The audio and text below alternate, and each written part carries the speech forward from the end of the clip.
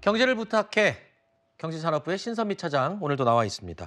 자, 트럼프발 관세 통상 전쟁 이제 본격적으로 시작이 됐습니다. 이제 언제부터 실제로 적용이 되는 거죠?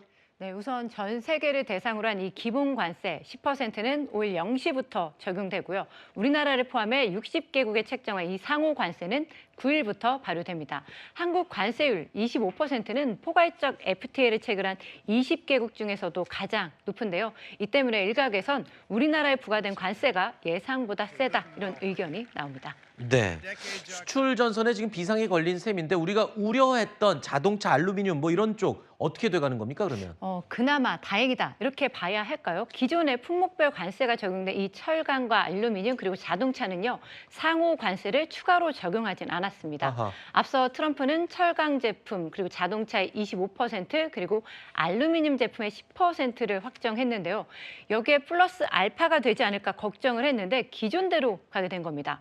그동안은 이들 품목 모두 한미 FTA로 관세 없이 수출을 해서 가격 경쟁력이 있었는데요. 이제부터는 관세가 적용되다 보니 수출이 쉽지 않을 전망입니다.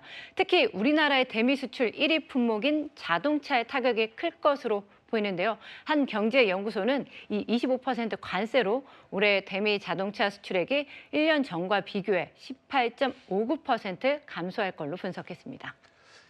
지난해 현대차, 기아가 미국에 수출한 자동차가 101만 대가 넘는다라고 했는데 지금 타격이 크겠어요. 맞습니다. 자동차 25% 관세는 지금 이제 오늘 오후 1시 벌써 이제 적용이 됐는데요. 증권가에선 이번 관세로 현대차와 기아의 영업이익이 11조 원 감소할 것으로 전망을 했습니다. 앞서 현대차 그룹은 미국에 2028년까지 31조 원을 투자하겠다 이런 계획을 밝혔는데요. 4년 후 미국에서의 연간 생산 규모를 120만 대로 늘려서 관세 대상 물량을 줄이겠다는 구상입니다. 하지만 이마저도 시간이 걸리겠죠. 타격은 불가피한 상황입니다. 지금 한국 GM은 상황이 더 안 좋다고요? 네, 그렇습니다. 이 한국 GM의 지난해 판매량을 보면요. 84%가 미국 수출입니다. 네. 관세 부과로 가격 경쟁력이 약화가 되면 수익성이 악화될 수밖에 없죠. 물량을 국내로 돌려서 내수 시장을 확대한다고 해도 한계가 있어 보입니다. 이 때문에 한국 GM이 우리나라에서 철수할 수 있다. 이런 우려가 더욱 커지고 있습니다. 자, 우리 기업들 어떻게 대처해야 될지 지금 고민이 많을 텐데 어떤 대응을 하고 있습니까? 우리 기업들은 지금. 네, 국내 기업들은 이 트럼프 당선 때부터 예고된 이 관세 전쟁에 대응하기 위해서 현지 생산 체제 구축을 서두르고 있습니다. 네. 현대차그룹이 미국에 투자를 늘린 것처럼 자동차 부품 업계도 미국 현지 생산 확대를 검토하고 있고요.